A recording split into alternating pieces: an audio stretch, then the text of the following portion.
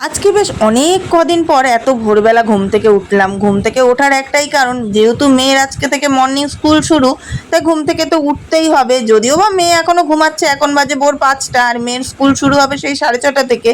তাই আমি উঠে যতটা পারি কাজ আগিয়ে রাখি, তারপরে মেয়েকে উঠিয়ে খাইয়ে স্কুলে নিয়ে যাবো। হ্যালো বন্ধুরা, good morning, welcome back to my channel happy D family. তোমরা সবাই কেমন আছো? আশা করছি সবাই খুব ভালো আছো। আমি আমার ফ্যামিলির সবাইও কিন্তু খুব ভালো আছি। আমি পাপিয়া চলে আসলাম নতুন সকালে নতুনভাবে একটা মিষ্টি ব্লগ ভিডিও নিয়ে ঠিক তোমাদের সামনে। আজকে থেকে যেহেতু মেয়ের স্কুলে মর্নিং স্কুল শুরু, তাই বেশ অনেক দিন পরে এত সকালবেলা ঘুম থেকে উঠে মনটা যেন একেবারে ফ্রেশ হয়ে গেল।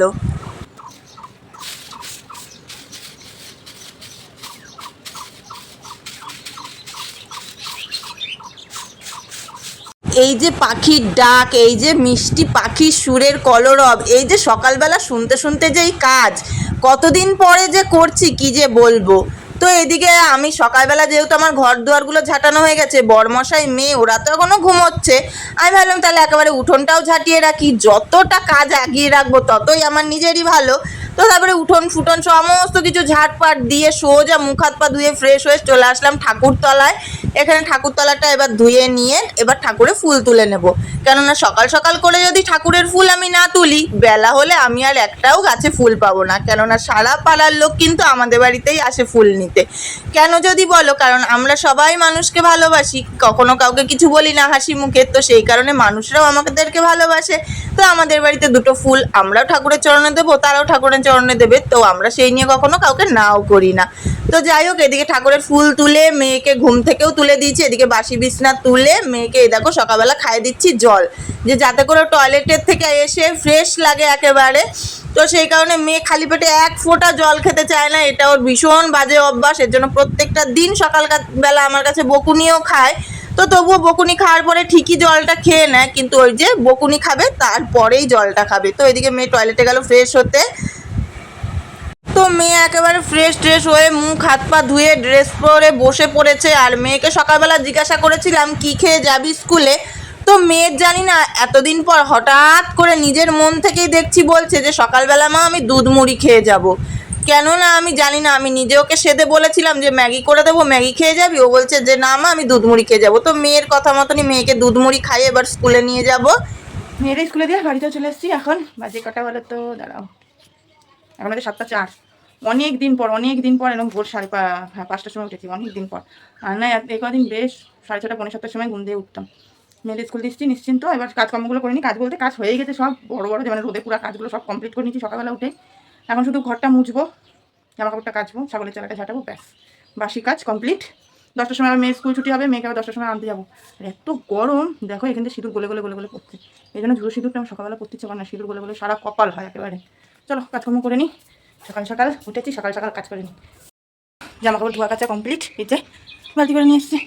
চলো ভালো চটপট করে এগুলো মেলে দেবো, মেলে দিয়ে নিয়ে একটুখানি হালকা করে লিকার চা করবো। চা দিয়ে বিস্কুট দিয়ে খাবো সকালে। চাটা যদিও আমি চুমুক দিয়ে খাবো না, বিস্কুটটা ভিজিয়ে খাওয়ার জন্য খাবো। আর মেয়ের তো ছুটি হবে সেই 10টার সময়, মেয়েরা আনতে যাবো।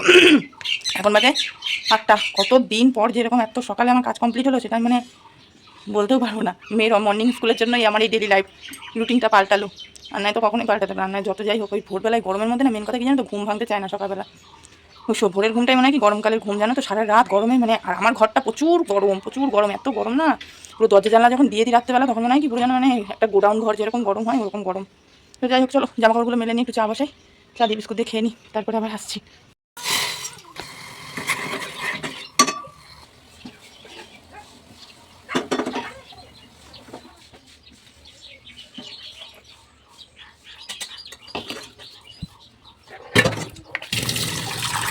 মেয়ে তো সকালবেলা স্কুলে খেয়ে গেছে দুধ মুড়ি, আর আমি এখানে নিয়ে বসে পড়েছি গরম গরম চা আর বিস্কুট।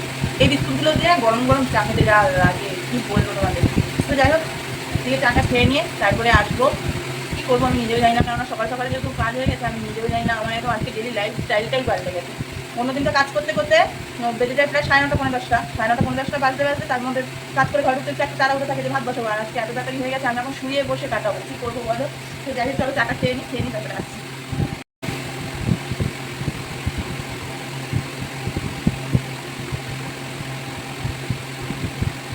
এখন ঘড়ির কাঁটা ধরে ঠিক 9:45 আর মেয়েকে স্কুলে আনতে যাওয়ারও প্রায় টাইম হয়ে এসেছে। তাই ভাবলাম মেয়েকে স্কুলে আনতে যাওয়ার আগে জ্বালানিগুলো যদি উনুন পাড়ে গুছিয়ে যেতে পারতাম তাহলে ভীষণ ভালো হতো। তো যে কথা সে কাজ, জ্বালানি উনুন পাড়ে গুছিয়ে রেখে কড়াটায় কাদা মাখিয়ে নিশ্চিন্ত মনে এবার যাব মেয়েকে স্কুলে আনতে, যাতে করে বাড়ি এসে হাত পাটা ধুয়ে তাড়াতাড়ি করে রান্নাটা বসিয়ে দিতে পারি। তো চলো এবার বেরোই, মেয়েকে আনতে যাই। দেখতে কখন যে 10টা বেজে গেল টেরও পেলাম না। সময় তো না যেন মানে ঘোড়ার গাড়ি ছুটছে। আর গরমে দেখো 2 মিনিট পাখার নিচে ছিলাম না, রেডি হলাম যেটুকু টাইম, কড়ায় কাদা ফাদা মাখিয়ে সেটুকু টাইম, তাই ঘেমে কি হয়ে গেছি। তাহলে বুঝতে পেরেছো কীরকম গরম পড়েছে। এবার মেয়েকে স্কুল থেকে নিয়ে আসবো, নিয়ে রান্নাটা বসিয়ে দেবো, ব্যাস। জ্বালানি ফালানি জোগাড় করা, চাল ফাল ধোয়া, সমস্ত কিছুই তো কাজ কমপ্লিট। শুধু বাড়ি এসে কড়াটা উনুনের উপরে চাপিয়ে দিতে পারলে হয়। পুরো রাত 10টা বাজে। তো চলো দেখি, টুকটুক করে যাই, নিয়ে আসি।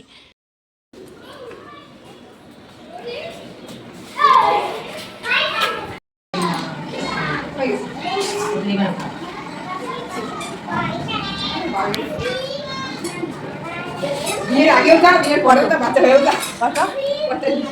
বাচ্চা ডাইটিং এর একটা নাম বলে তো। আমাদের 4 ছেলের মানে 2 ছেলের বর আমি নিয়ে এক মিটার হবে না। আমার মনে ম্যাডামকে বললো ম্যাডাম এটা করতে লাগবে, ম্যাডাম ভালো বলেই তাই মানে, অন্য সব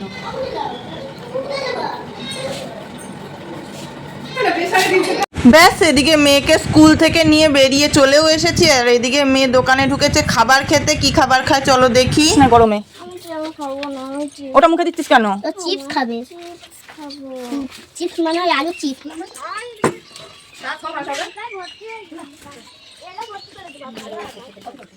খোল ছাতিটা খোল। খোল ছাতি। ও আচ্ছা গুছিয়ে নিয়েছো, মাইক তুলে পড়ে নেই তো, আমার তো কাজ নেই। কার বাবা রং সঙ্গলে কমিয়েছি আঁকাই নি আজকে, দেখি বন্ধ করা যাবে কি তুই বলবো না বাড়ি এসে? হ্যাঁ হ্যাঁ হ্যাঁ সর গরমে সর বাবা, পাখার নিচে বসি আগে। এই গরমে চোখ মুখের অবস্থা দেখো, রোদে এসে জামাটা চেঞ্জ কর, মানে আগে জামাটা চেঞ্জ কর। বাবা কি গরম লাগছে। এটাই সবচেয়ে শান্তি আমাদের গরিবদের, এই পাখার হাওয়াটাই শান্তি সব দিয়ে। আমাদের তো এসি হাওয়া খাওয়া ক্ষমতা নেই, পাখার হাওয়াটাই ভালো। এবার রান্না বসাবো, এবার এক আগ্নেয়গিরির থেকে বেরিয়ে আর এক আগ্নেয়গিরির সামনে বসবো।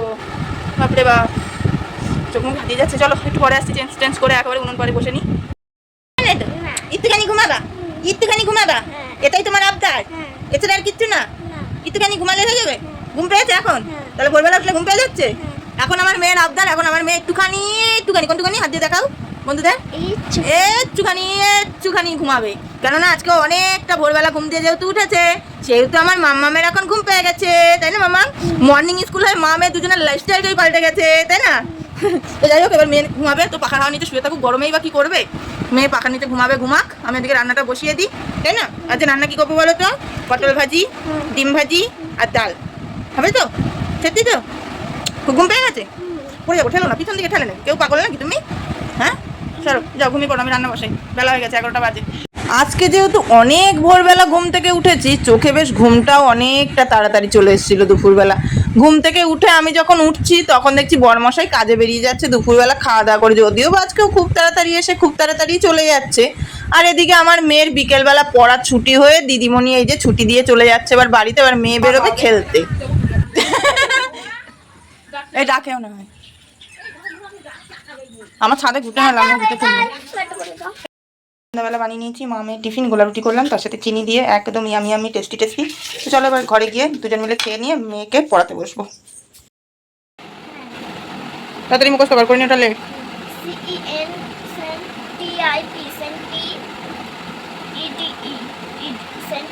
সেন্টিপিড মানে কি মনে থাকবে? এখন বসেছি মেয়েকে নিয়ে পড়াতে।